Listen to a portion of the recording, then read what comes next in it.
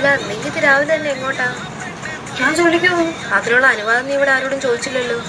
ശരി, അതിന് നിങ്ങളാണ് എനിക്ക് ജോലി തന്നത് അല്ലല്ലോ. പിന്നെ ഞാൻ നിങ്ങളോട് പെർമിഷൻ ചോദിക്കണം. വീട്ടിലുള്ള മുതിർന്നവരോട് ചോദിച്ചിട്ടേ ഇവിടെയുള്ളവർ എങ്ങോട്ടേലും പോവാറുണ്ട്. അങ്ങനെയാ കുടുംബത്തിൽ പറഞ്ഞവരൊക്കെ ചെയ്യാറ്. നിങ്ങളുടെ മോനും ഭർത്താവും എന്നോട് ചോദിച്ചിട്ടാണ് ജോലിക്ക് പോകുന്നത്. പിന്നെ ഞാൻ അവരോട് ചോദിക്കണേ. നിനക്ക് കൊണ്ടുപോകാൻ വേണ്ടി ആരുടെ ഭക്ഷണം ഒന്നും ഉണ്ടാക്കി വെച്ചിട്ടില്ല. എനിക്ക് കൊണ്ടുപോകാനുള്ള ഫുഡ് ഞാൻ ഉണ്ടാക്കിയിട്ടുണ്ട്. ഞാനത് കൊണ്ടുപോകണം. അപ്പൊ നീ വേറെ ആർക്കുള്ളത് ഉണ്ടാക്കിയില്ലേ? ശരി, ഞാനറിയാം നിങ്ങളുടെ വേലക്കാരി. നിങ്ങൾക്ക് 3 നേരം ഫുഡ് ഉണ്ടാക്കി തന്ന, ജോലിക്ക് പോയിട്ട് അതിന്റെ ശമ്പളം കൊടുത്തത് നിങ്ങളെ പൊന്നുപോലെ നോക്കാനായിട്ട്. എന്ത് ദേഷ്യം അത്! ആൾക്കാർ വേണ്ട എന്ത് പറയും? ഇതിനെന്തോ പ്രശ്നം?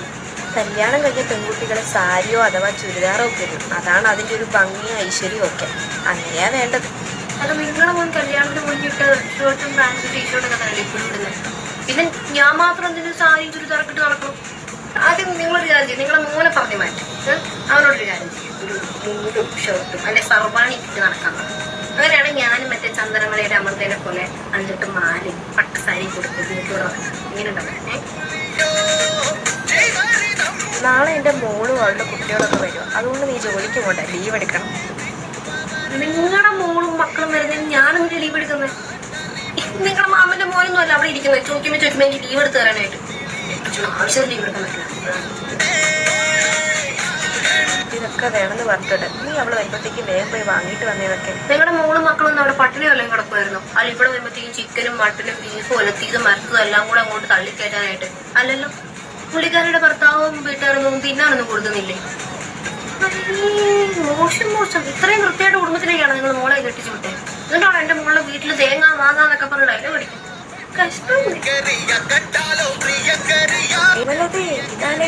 പിടിച്ച മരം കൂടെ കണ്ടാലും പറയും. ഹായ്, പേരെന്തായിരുന്നു?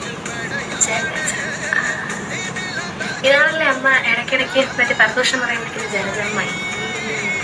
ജലജമ്മയ്ക്ക് ഒരു കാര്യം അറിയാം. ജലജമ്മായി വിളിച്ച് ഫോൺ വെച്ചാൽ അവിടെ തന്നെ എന്റെ രമാമ്മായി ഇല്ലേ, രമാമ്മായിനെ വിളിച്ചിട്ട് ജലജമ്മയുടെ കുറ്റം അമ്മ അവിടെ പറഞ്ഞു കൊടുക്കുന്നത്. അറിയത്തില്ലായിരുന്നല്ലേ? ഇപ്പൊ അറിയല്ലോ. ജലജമ്മായിയുടെ മോള് ഡിവോഴ്സായി വീട്ടിൽ നിൽക്കുവല്ലേ? ഡിവോഴ്സ് ആയില്ലേ? സെപ്പറേറ്റ് ആയുള്ളൂ. എന്നാ അമ്മ അങ്ങനെയല്ല പറഞ്ഞേക്കുന്നത്. അമ്മ ഡിവോഴ്സ് ആയി, അവന് അറിയിട്ടുണ്ടെന്നൊക്കെയാ രമാമ്മായിനെ വിളിച്ച് പറയാം.